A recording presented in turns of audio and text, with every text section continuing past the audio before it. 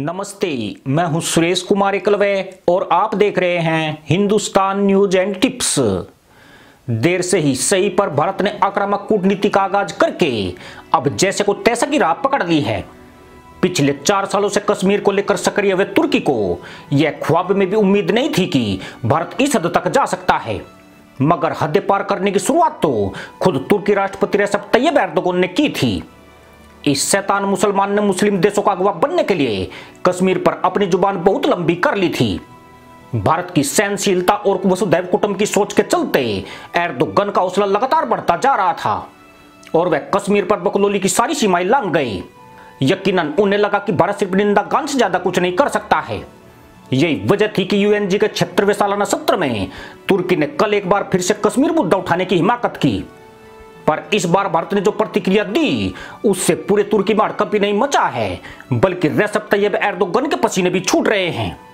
भारत की त्वरित प्रतिक्रिया इतनी सख्त है जिसने पूरी दुनिया को चौंका दिया है।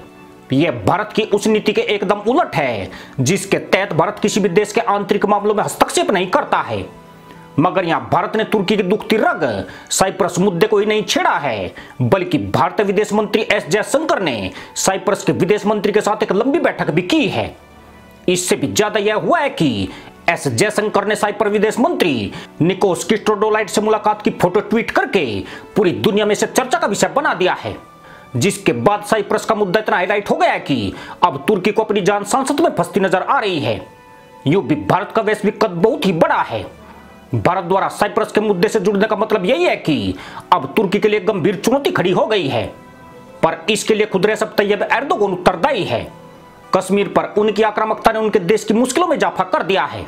जिस साइप्रस विवाद को ज्यादातर लोग नहीं जानते थे, भारत ने उसे वैश्विक राजनीति में हाईलाइट कर दिया है। तुर्की का साइप्रस विवाद से कितना गहरा रिश्ता है इस पर भी आगे बात करेंगे, पर पहले यह भी समझ लीजिए कि एर्दोगन ने कल अपने भाषण में कश्मीर को लेकर क्या कहा था।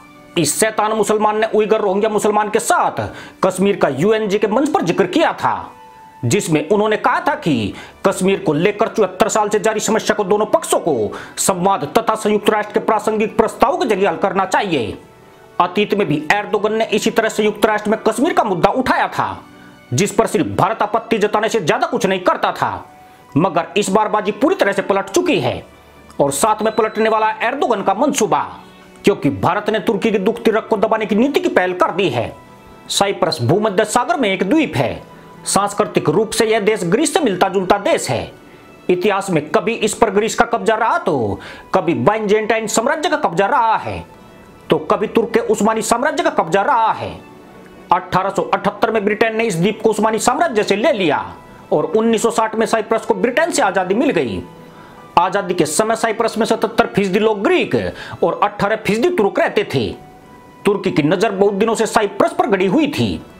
1974 में सेना ने साइप्रस में तख्ता पलट किया और तुर्की ने इस तख्ता पलट और तुर्क लोगों के साथ अन्याय को बहाना बनाकर साइप्रस जैसे कमजोर मुल्क पर हमला कर दिया।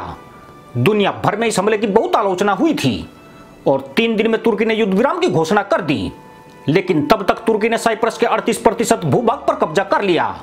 साथ ही तुर्की ने इस भूभाग पर उत्तरी साइप्रस नाम से एक नया देश बना दिया। हालांकि इस देश को सिर्फ तुर्की ही मान्यता देता है, दुनिया ने आज तक इसे मान्यता नहीं दी है। यानी जिस तरह पाकिस्तान ने भारत के हिस्से वाला कश्मीर कब्जाया और उसे आजाद कश्मीर का नाम देकर अलग देश घोषित किया है, ठीक ऐसी ही धूर्त मुल्ला पॉलिसी तुर्की ने उत्तरी साइप्रस के साथ चली है।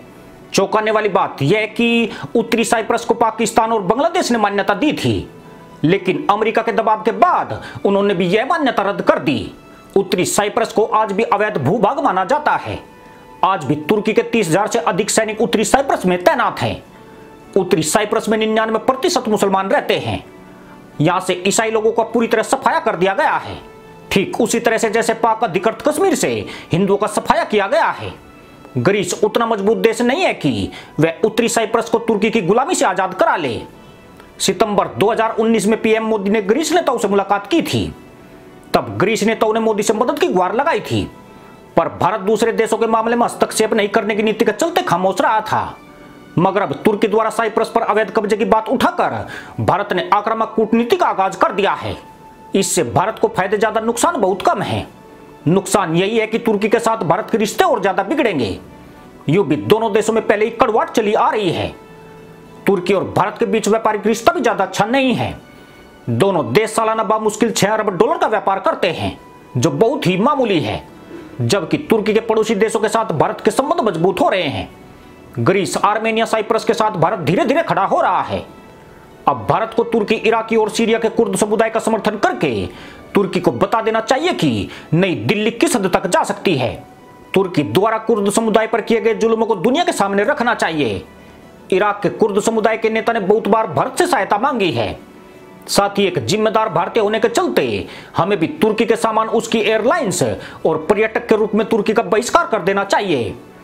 यह कदम तुर्की को बहुत नुकसान तो नहीं पहुंचा सकते हैं, लेकिन यह तुर्की के लिए उचित जवाब जरूर हो सकता है। इसी के साथ अनुमति दोस्तों, जय जवान, जय किसान, जय हिंद, वंदे मातरम।